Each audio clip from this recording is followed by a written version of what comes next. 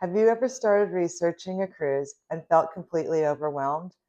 You find one itinerary you like, and all of a sudden, you have 20 tabs open. Before long, you're comparing 10 cruise lines, dozens of ports, and you have no idea which is the best fit. This is where it gets out of hand. Today, I'm going to show you exactly how I help my clients make decisions. In fact, I'm going to use real client requests that I received this week and walk you through my actual process, step by step. By the end of this video, you'll see how I narrow down so many options to just 3 recommendations. Grab a coffee or a cocktail, a notepad and a pen, and let's get started. Hi, I'm Lisa. I've been planning vacations for over 30 years, and today I'm walking you through a real client request so you can see exactly how I simplify the options. Here's my assignment. My clients, Amy and Dan, are experienced travelers. They want to travel in May. May is the perfect time to visit Greece. The weather's pleasant, the crowds are noticeably smaller than in June, July, or August, and it's a better value and price. Amy and Dan's past 3 cruises have been on Celebrity Ship in a suite category. They're not interested in mega ships or resort-style cruising. They want 10 to 14 night cruise, and they need to be home by June 2nd. I know their budget. They always want the best deal, and Dan wants to visit the Greek islands that are off the beaten path, but he also wants to visit the usual ones: Santorini, Rhodes, Mykonos. Their friends recommended Paros. Someone else told them they would love Milos. They've heard great things about Crete and Naxos. Amy wants to visit Turkey, Athens, but she's not opposed to starting a cruise in Rome, although they've been there before. And because they've enjoyed suites on Celebrity cruises in the past, they're open to staying with Celebrity or willing to look at a more luxury cruise category if the experience justifies the cost. A friend told Dan that Silver Seas Cruise is the only way to go. Someone else said to check out Seabourn, and then they have relatives who are loyal to Regent, telling them that anything else is a downgrade. The recommendations go on and on and on. They are all over the map trying to make a decision which would fit them. This is what happens when too much information is thrown at you at the same time.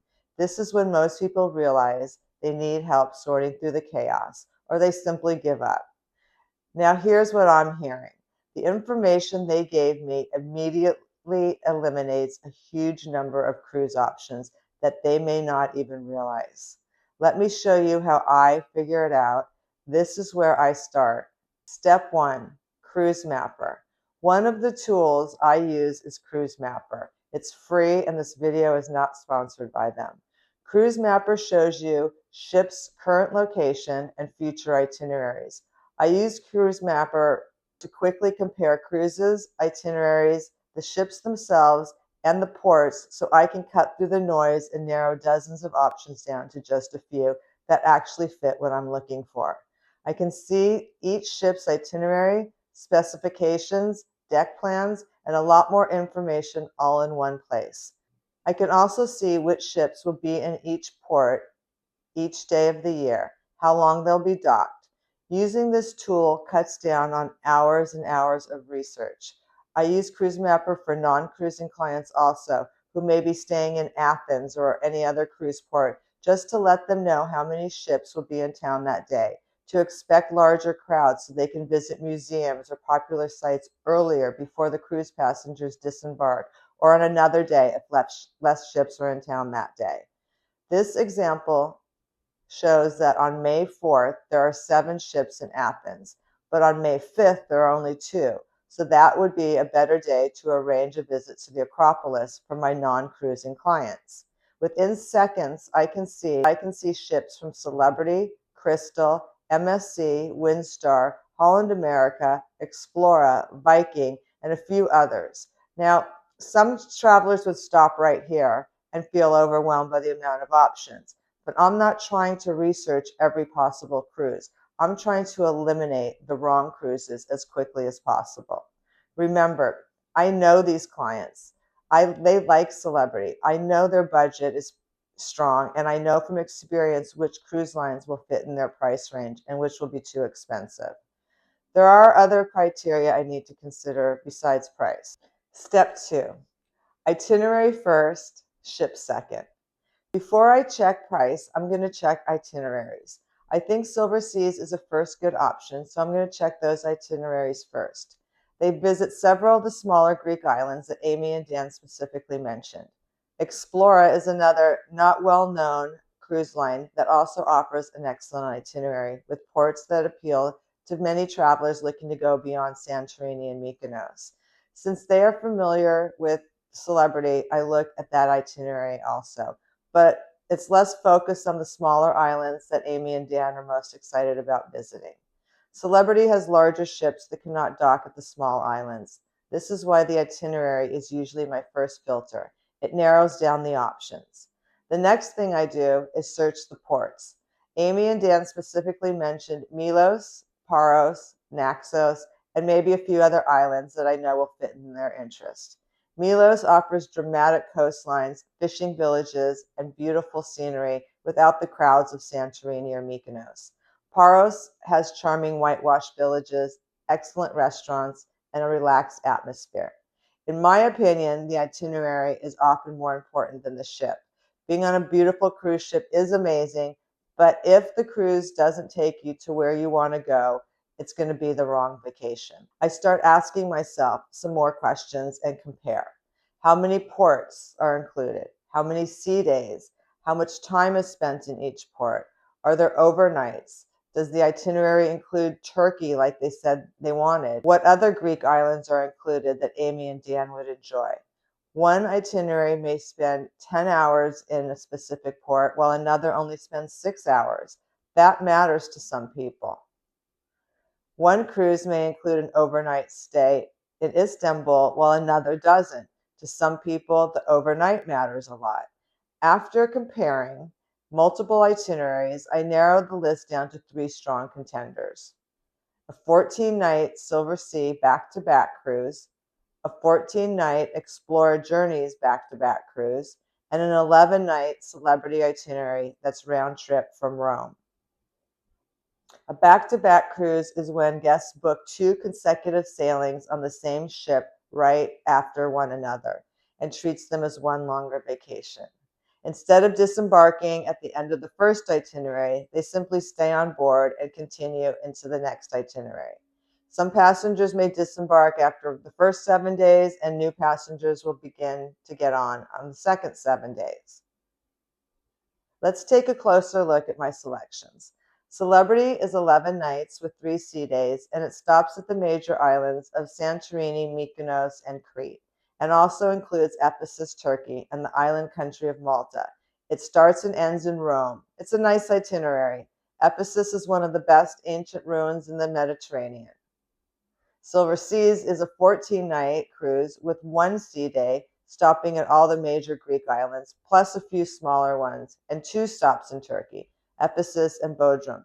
Bodrum is a beautiful harbor town where you can walk straight off the ship into the marina, explore a castle and the old town, and then enjoy a relaxing lunch. It's a nice addition to any itinerary.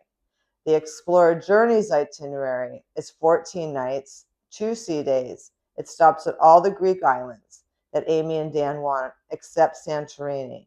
But it does include 4 stops in Turkey, including an overnight in Istanbul, which gives them 2 full days there. So it really comes down to what type of trip they want and they're looking forward to. If they want a deep cultural highlight, Istanbul is a huge plus. If they prefer more rhythm to the Greek islands, then Istanbul doesn't take away from the experience at all. Neither is wrong. It just changes the personality of the cruise. Step 3. Now let's compare the cruise lines and experiences. This is where many travelers make the mistake of focusing entirely on price. I focus on value and the itinerary, and then price, because I know these 3 options will price fairly close to each other. Although they offer excellent accommodations and service, the onboard experience will be very different. Silver Seas and Explora Journeys are luxury cruise lines. Atmosphere is quieter, the service is impeccable, and more personalized. The ships can access smaller ports that Celebrity's larger ships simply cannot visit. All of these options include premium beverages and Wi-Fi. On Silver Seas, at least one shore excursion is included per port. On Explorer and Celebrity, excursions are not included in the price. Celebrity has triple the guest capacity than Silver Sea or Explorer. Celebrity, in my opinion, has better entertainment, more nightlife, more onboard activity. They all offer some sort of onboard credit depending on the current promotion that each cruise line is running. Neither cruise is better than the other. They simply are different experiences. And that's why my process is always the same. I ask myself these questions. Who are my clients?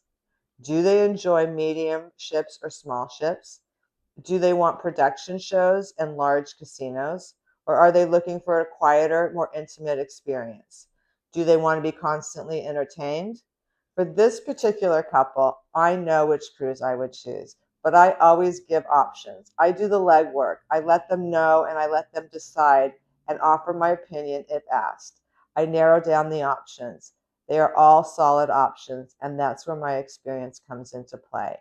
I've been on these ships. I've heard the feedback from hundreds of past passengers. Step 4, pricing. Now let's look at pricing. When I price these cruises for 2 guests, this is what I find. A Celebrity Aqua Sky Suite is priced at $19,755 for 2 guests. It's 11 nights, plus they receive an $800 onboard credit. Silver Sea Classic Suite is $22,000 for 2 guests. It's 14 nights with $2,080 credit for shore excursions. Explorer pricing is very competitive at $20,400 for 2 passengers with a $2,300 onboard credit for shore excursions, spa treatments, or dinner at the one specialty restaurant that's not automatically included. At first glance, some people may immediately focus on the total price. I always encourage people to take a step back. Luxury cruising is simply not about the cruise price. It's about what's included. It's about the overall experience. It's about the destinations. It's about the style of travel that makes you the happiest. Silver Sea and Explorer offer a much more intimate atmosphere. The ships are able to visit smaller ports. The onboard experiences feel different. So at this point, I stop looking at pricing and I continue focusing on Amy and Dan. What may be a fantastic vacation for me may not be a fantastic vacation for them.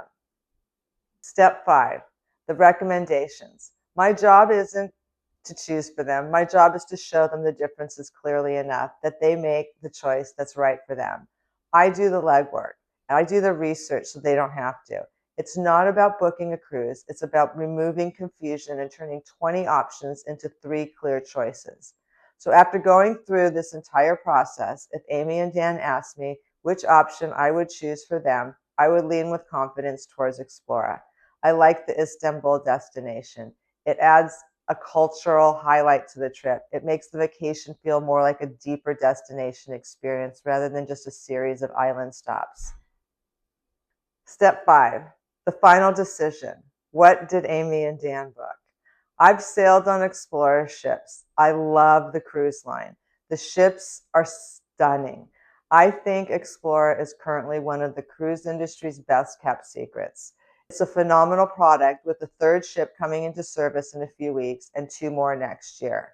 They are not sponsoring this video, although if they want to, and they're open to it, I'm open to it in the future also.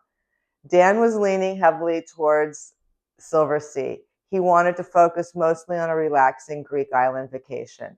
I told him to sleep on it and let me know in a few days.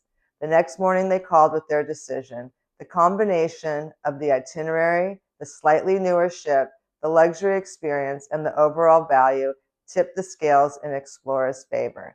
This is how decisions are usually made. Rarely does one cruise completely dominate the other. My job is helping clients to get a lot of options down to a few great ones. Then, somewhere along the way, an itinerary or a destination just feels right. It clicks. In this case, Amy gets to visit Istanbul and Dan's happy sailing through the Greek islands. I have no doubt they're both going to love their cruise and absolutely loved their vacation.